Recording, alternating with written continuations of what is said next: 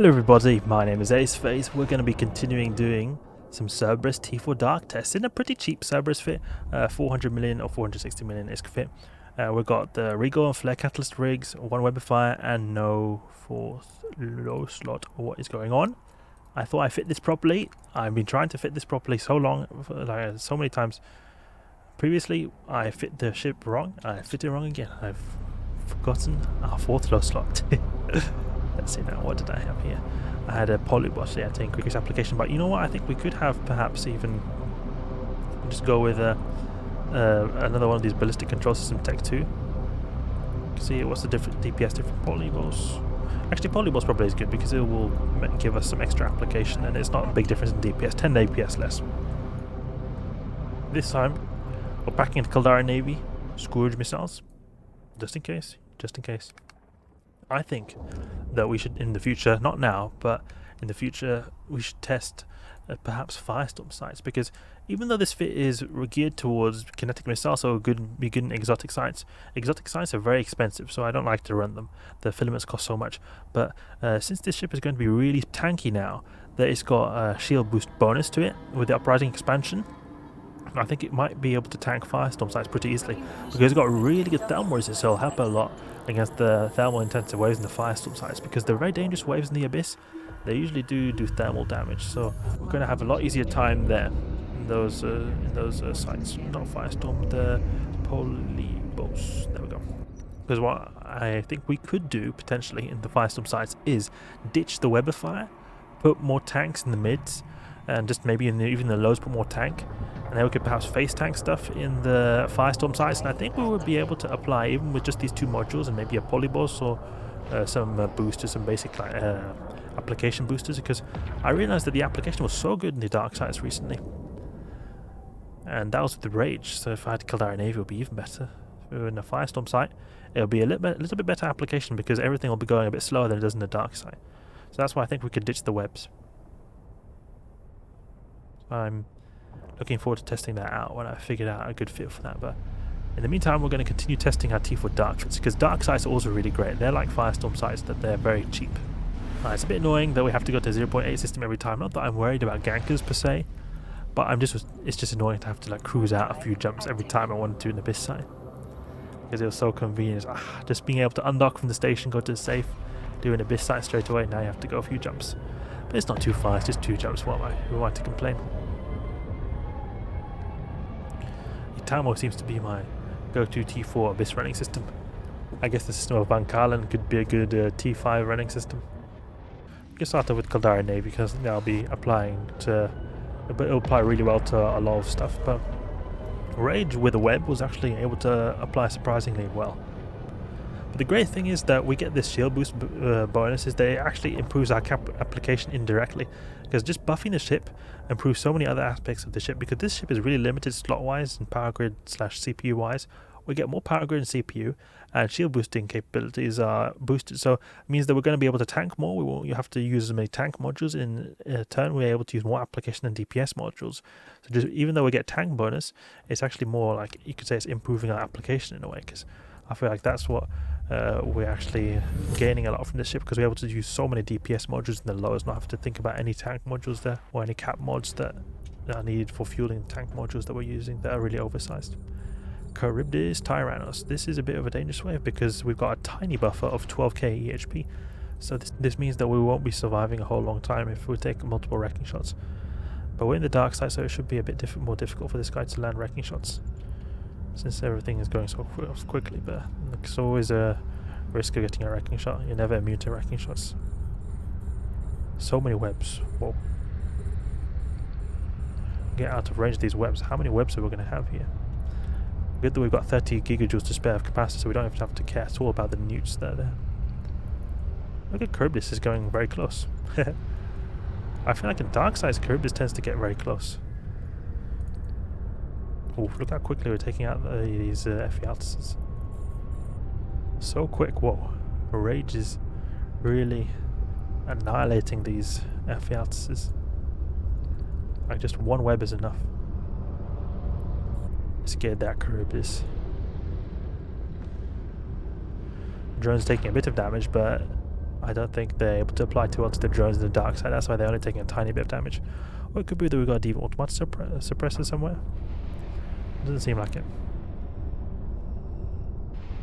Okay, we're not able to apply to that.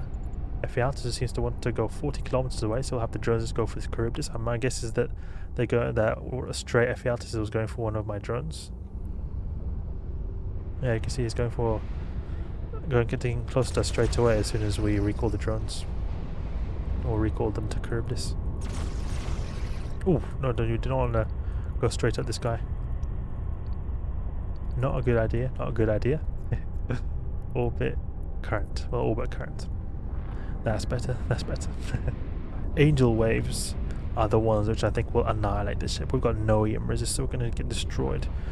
Sancho waves also, I can see them posing a big threat to the ship. We could perhaps replace one of the modules in the rigs, put an EM resist rig. It will be annoying to have worse application though, but it will be a lot tankier against those death waves. I think those are the waves that will destroy this ship. Okay, let's go to the bi-adaptive now.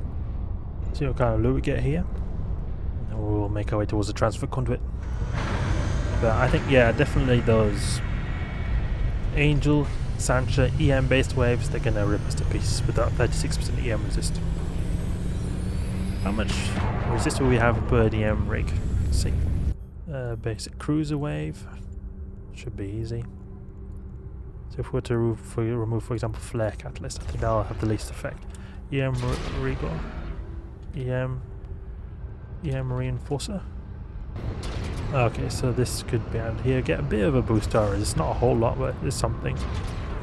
We apply it really well to these guys. Look how many webs we've got. The whole room is using webs. We're actually tanking okay, considering that these guys do quite a bit of EM damage. I think you can see that they've got EM there, EM. Okay, it's mixed damage types they do. They do seem to actually do quite a bit of damage, but you can see we boost up to such a big degree when we get these shield boost cycles going on. Let's open up that bi-adaptive cache. Ooh, look at that. Take a bit of damage. We also got boosters we can use. I've not used any boosters. And we're so resilient with this ship. We've got a lot of endurance with that big capacity. It's got 30 gigajoules to spare. We'll just boost no problem. Even if we get a bit of newtons here and there, no problem at all. And we don't need to lock up the wreck. Open that up, 2 million. Maybe deploy a bit of drones to get some extra DPS. Could be good to have. I just didn't deploy them because I was worried that they're going to get targeted by these guys. Really lovely sound effects. They're so cool, these new sound effects with the Uprising expansion. I'm just so surprised how we're able to apply so well with Rage. It'll be interesting to see if we face Sancho or Cinnabal waves, how long we'll survive. I don't see there being any chance that we survive those waves unless there's like a really lucky type of spawn, which is a really weak variant. It's not going to be a good time though. Easy. Reload here. See if we encounter certain death with a Cinnabal or Sancho wave. I really actually hope we get them because it'll be very interesting to see if we can actually survive. Low risk, low chance that we will survive, but okay, there's nothing here. Just multiple mass Ephialtes waves. Go for the Confuser, he's going to make us apply west to everyone else. Now we can take Dissipators, not really any other threatening spawns otherwise. Have the drones go for the bi-adaptive cache. And then it's just the grind through all these cruisers. Ooh, that's a lot of filaments we got in one loot cache. That's really great to see. And a chaotic one as well, but they're really bad. But Raging Dark, Raging Exotic was pretty good though, but Raging Dark and Chaotic Firestorm are the worst filaments you can get in their filament tier category. Seems like the Hornet's taking a bunch of damage. Need to recall them fast. Yeah, there we go. Ephialtes does actually do EM damage, but it seems like we survive really well, even when there's a lot of... Probably because they're doing a lot of thermal damage as well, and also some explosive damage, but mainly thermal. That is basically non-existent to us because of how much thermal resist we've got. But the tank seems to be holding up actually really well. I was thinking that it needed more tank, but it seems like the tank to generic damage type seems to be alright. But definitely I can imagine the EM based waves like Sansha Cinemals will pose a threat, but I'm surprised how, like, just generic waves like these omni damage cruisers and then the mixed damage we have from Ephialtes, the tank we've got is enough. That's really great to see. I didn't even think that would be enough. And the application is so good. Really happy that we can use Rage on these cruisers with just one web as well. Because I remember having to use 2 webs and not even applying perfectly with the Rage. It seems like we're able to do that here. It might be a different ship, perhaps it was with a Nonyx or a Sacrilege maybe. That ship was also buffed in the Uprising expansion, so it'll be interesting to see what we can achieve with that. Sacrilege. Okay, there we go. T4 done, really smoothly. Easy waves though, again, easy waves. We can definitely get more difficult waves. And Organicas as well, great to see. So, a smooth test. I need to probably go on the test server and look for certain specific waves, the EM-based waves, and I think they'll put this ship fit to the test. And I can imagine, based on the numbers, that it will die, but who knows, maybe it will survive. It'll be so good in the dark side that the Cerberus will survive. But I'm happy so far. I really love that they added a shield boost bonus to this ship. I really appreciate it a lot because it's going to make this ship much more viable than it was previously as a Gila alternative. So I hope you guys enjoyed the video. If you did, please leave a like and subscribe. I'll catch you guys later.